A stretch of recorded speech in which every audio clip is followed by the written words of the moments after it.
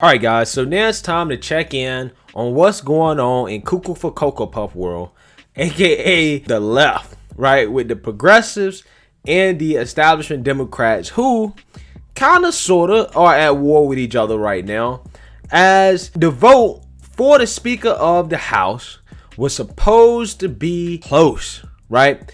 Nancy Pelosi was the front runner, obviously, right? And then you had Kevin McCarthy, who is the GOP leader, who was supposed to present a challenge this year to Pelosi. So there was some legitimate questions about Pelosi's speakership in terms of would she retain this power.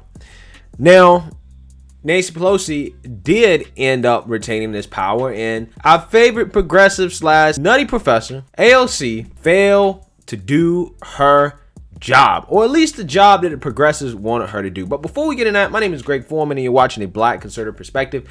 Make sure you like, comment, and subscribe. Most importantly, share a Black Conservative Perspective, aka a leftist worst nightmare. You can also follow me on Twitter at gforemanbcp. Let's get it. All right, guys, so unfortunately, Nancy Pelosi was reelected as Speaker of the House, and the progressives are pissed. Right? And you ask, why are they pissed about this? Let's flash back to AOC talking big smack to Nancy Pelosi just a little while ago. Check it out. Ready to say Pelosi and Schumer need to go. I mean, I think so. I mean, and the question is, like this year, for example, the hesitancy that I have is that I want to make sure that if we're pointing people in a direction, that we have a plan.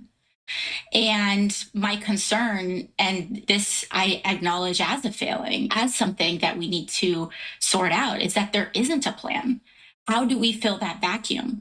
Because if you create that vacuum, there are so many nefarious forces at play to fill that vacuum with something even worse. I do think that we need new leadership in the Democratic Party. I think one of the things that I have struggled with, I think that a lot of people struggle with, is the internal dynamics of the House has made it such that there's very little option for succession, if you will, and I think that one could just, I think it's easy for someone to say, oh, well, why don't you run? But the House is extraordinarily complex, and I'm not ready. It can't be me. I know that I couldn't do that job. And so even conservative members of the party who think Nancy Pelosi is far too liberal for them don't necessarily have any viable alternatives, which is why whenever there's a challenge, it kind of collapses. And that is, I think, the result of just many years of power being concentrated in leadership with a lack of, real grooming of a next generation of leadership. So that was just AOC a couple weeks ago saying that the Democratic Party needed new leadership. And a lot of progressives were thinking that this House vote that just happened was the time to send a message to the Democrat Party, because the plan was to get Nancy Pelosi to introduce a bill and to force a vote on Medicare for all in the House before this vote for Speaker of the House came up, right? And if she did not do that, if she did not introduce a bill on the House floor for Medicare for all, then they were not going to vote for her as Speaker of the House again, right? Which would have led to a Republican like, Kevin McCarthy winning the House. Now, AOC and the squad failed on this epically, okay? They failed. They folded like origami, I'm telling you. So as you can see here, you have Nancy Pelosi winning with 116 votes, and McCarthy coming in a close second with 209. Wow, that was razor sharp. So you have Ocasio-Cortez voting yes. Ilhan Omar Presley, yep, she voted yes. Rashida Tlaib, let's see. Yep, she voted yes. And who's the other one? It doesn't matter, right? All of them voted yes. They all folded, right? They all folded. So the progressive mad because they wanted AOC and the squad to withhold their votes from Nancy Pelosi for Speaker of the House if she did not force a vote on Medicare for all. So the progressives were thinking that, okay, Y'all need to come out here and not vote for her. It doesn't matter what happened. Even if the Republicans end up winning the Speaker of the House, it don't matter. We're punishing Pelosi and the establishment Democrats for not pushing our agenda. So when it came time to actually do that, obviously they folded. You know, it's kind of a bad thing for us as Republicans that the squad failed to do their job. Again, like I said, don't trust a Democrat to do your dirty work. But on Twitter, it was trending. It was actually pretty funny. Hashtag fraud squad was trending. They came up with some pretty funny pictures of the squad here. They calling them frauds. And these are all progressives, right? You can see here, I'm breaking my silence. Hashtag fraud squad is disappointed. And I had a lot of love and respect for AOC. But there's absolutely no reason why AOC couldn't have abstained again. We will disagree on this one, AOC. But please remember, people are dying, starving, homeless, drowning in debt. The quote squad had no intentions of going against Mama Bear Pelosi, showing once again, you don't want to change the Dems change you. Once a party of war criminals and corporate politicians, always a party of war criminals and corporate politicians. That goes for the fraud squad. As you can see there, most of us progressives are done with you. As you can see, that was actually a really funny one here. You can see they roasting them up on Twitter, bro. They are roasting them up. This one right here.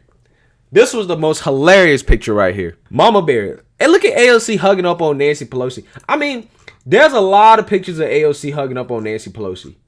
You know, and I think the thing is that these people actually do have the right to be mad because, you know, here we go.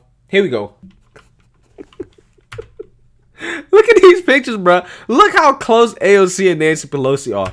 Y'all surprised that she voted for Nancy Pelosi again? I'm not. You can look, it's in the pictures. Every single picture, AOC is snugged up next to Nancy Pelosi. That's Mama Bear. And see, Nancy, again, guys, I'm going to tell you something. Observing politics, like I said, Nancy Pelosi and Mitch McConnell, I understand why people hate them. But they are master politicians, man. And Nancy Pelosi is playing these girls like fools. She is playing them. Okay? I'm telling you, that's why they went out there and they voted for her. They go, they talk that big junk, they talk that big stuff, and then they come out and they vote for the same old thing, right? So the left is mad about that. They're upset about that. But I told y'all she was weak sauce. When she came out in that video a couple weeks ago talking about well, I don't know if I could be speaker. I don't know what would happen if we got rid of her. I mean, even though I think we need new leadership, you know, it's going to create a void and a hole that can be filled with even worse shoes. I just don't know what to do. And guys, I haven't used that voice in a long time. Some people like it, some people don't. But anyways, but yeah, when she came out and she said that, and this was after a year ago when her and the squad was talking big trash to Nancy Pelosi. It just showed me that a whole year of her actually being in the House has shown her that real politics is not, you know, rainbows and just talking big smack. That's not what politics is, right? And it seems like she's learning a lesson quick, fast, in a hurry in terms of how things work in Washington. You know, that interview she did 2 weeks ago was weak. Okay, it was weak. I could smell weakness on her, right? If you're gonna come out and say that you need new leadership, you better execute, right? You better execute, because here's the thing, man. When you make threats like that, you know, in politics and life, whatever, right? Like if you make a threat, if the person that you're threatening does what you tell them not to do, you better execute on that threat. You know why? Because if you don't execute on it, then the next time that person's not going to take you serious. It just means you're blowing hot air. You're just blowing smoke. You're nothing but all talk. You know, action. And it's become clear to me that that's what the squad is. The squad is all talk. They're more concerned about taking pictures and fashion and talking big game on Twitter. But when it comes to the legislation part of it, they can't get nothing done. They can't do anything. And really, they probably have cost the Democratic Party seats in the House. Maybe even in the Senate too. They're hurting the Democrat Party more than anything, you know, with their rhetoric and their language. You know, defund the police, free jobs, free college, free this, free that. That's turning a lot of people off. I guess that's good for us that they're so incompetent. But even if they would have executed on their promise and what they were supposed to do and not voted for Pelosi, as long as they did not vote for Kevin McCarthy, I think Pelosi probably still would have won. And then at that point, you could have said you executed on your promise and Nancy Pelosi still would have kept the House. But they would have known that next time you make that threat, that is actually a real threat and that they should probably do what you say. But that will actually take some complicated and calculated political strategy to execute. And I don't think that AOC and the squad are capable of that from my observation. But anyways, if there's any progressives watching this, maybe y'all need to find some new representatives, because I think these representatives are more concerned about Twitter and social media than actually legislating. But anyways, let me know what you guys think. Make sure you like, comment, and subscribe. Most importantly, share a Black conservative perspective. Peace.